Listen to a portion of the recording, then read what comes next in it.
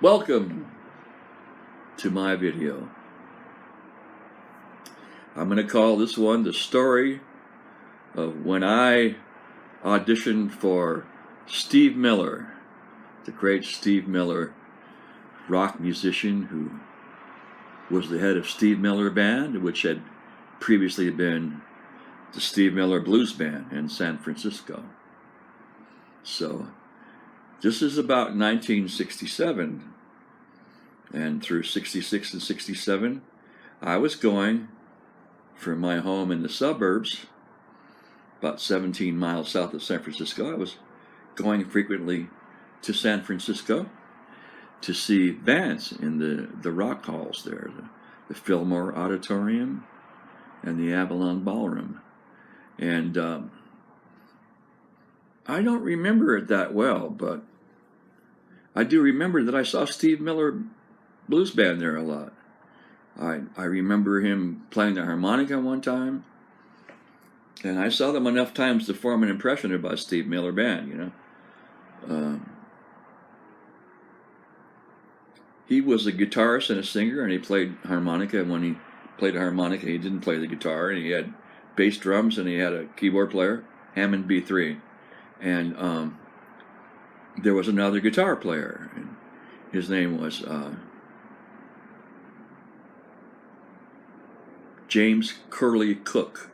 We referred to him as Curly Cook, and he had long, curly, blonde hair, And the guy was a good guitarist. He was probably a better guitarist than Steve Miller, but he kind of played the role of a rhythm guitar player in that band. And that was before the great Boz Scaggs joined the Steve Miller Band. Eventually, Boz Scaggs joined like in about June 1967, or after June 1967, after Steve Miller had played the Monterey Pop Festival in 1967. So I used to see them with Curly Cook, and I was enjoying what Curly Cook was doing, and I enjoyed what Steve Miller was doing, and I was playing in bands then, playing guitar and singing, playing harmonica. I may have been between bands then, I don't know. I heard a rumor that Curly Cook had left the band and that Steve Miller was looking for another guitarist, and that he was having difficulty finding another guitarist. So he decided to have auditions for another guitarist at the Musicians Union Hall in San Francisco. So people were telling me about this friends, why don't you go and audition for Steve Miller, I said, oh, no. I'm not, I don't fly in those circles, I'm not in that league. I'd be like way above my pay grade, So, but as it turned out, I went. And I went and I drove to the Musicians Union Hall in San Francisco, and I sat down. I took out my old 54 Fender Stratocaster, and I was warming up. And there was a guy there that also played guitar, and he became friendly, and he liked what I was doing on guitar as far as leads, and he was Steve Miller's roadie. But he also played guitar, and he probably could have been in that band, is what came out, but he didn't sing at all, So Steve Miller wanted a guy that could play backup guitar and that could sing, which is interesting because I never saw Curly Cook sing in that band. And certainly Boz Scaggs. Boz Scaggs was great. He was really great. I think he soon outgrew that band. Anyway, so I was there.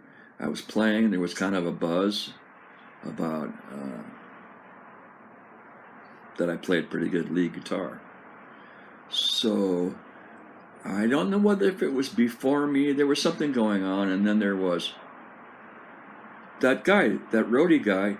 He got up and he auditioned, and he was good, and he knew all the parts to all the Steve Miller songs, And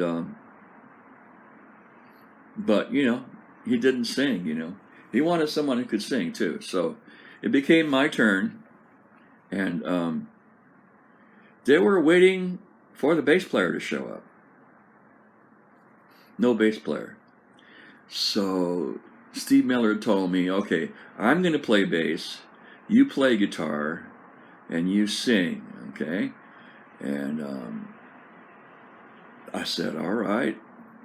I think that I might have gotten to sing a song before we did that. Maybe. I sang a John Lee Hooker song, a boogie called I'm Going Upstairs. And I played that boogie and I sang that boogie, and I guess Miller played bass, and there was a drummer, and I also blew a harmonica solo in that song. So then, actually, I think he was encouraged by that, so he said, okay, we're going to play this song. I'm going to play bass. I want you to play this guitar pattern. He showed me a guitar pattern. It's a song that I do. It's like that song Crossroads by Robert Johnson that Cream does, and you sort of have to play a boogie pattern. And he was showing it to me up it's in the key of A, on the 5th fret. But he wanted me to play the riff at the same time. So, and it's actually really easy if you play it down in the first position, the way Eric Clapton played it. I didn't know that then. So I'm trying to go Hey, it's hard on the fingers to play that boogie pattern thing and keep it up. It's hard to make it even more complicated by playing the riff too, and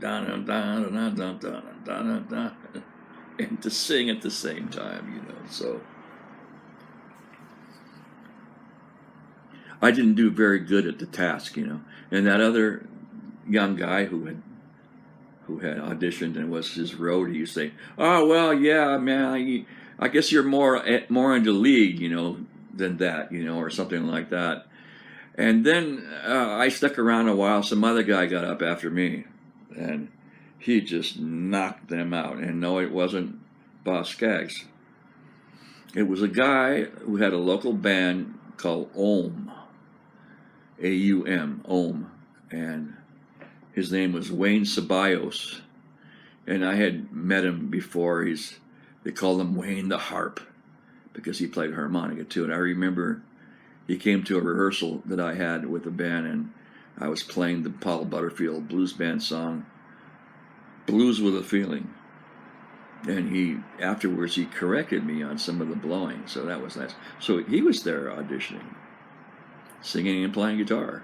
So he started playing a song of his own, a song that he wrote called Mississippi Mud, and it was kind of a funky, he was ahead of his time. It was kind of like listening to the band or something. And he was singing and playing funky, and it was great. He played a couple of songs like that. And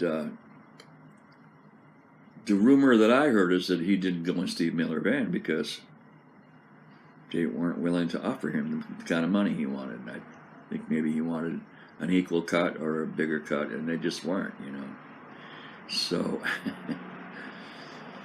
that was it for me. 1967, I was 17 or 18. And I did get to play with those cats, and they heard what I was doing. And no, I didn't get that job. And within a few months, within June 1967, Boz Scaggs joined that group. So I hope you enjoyed it. The Steve Miller Band audition story. Ciao.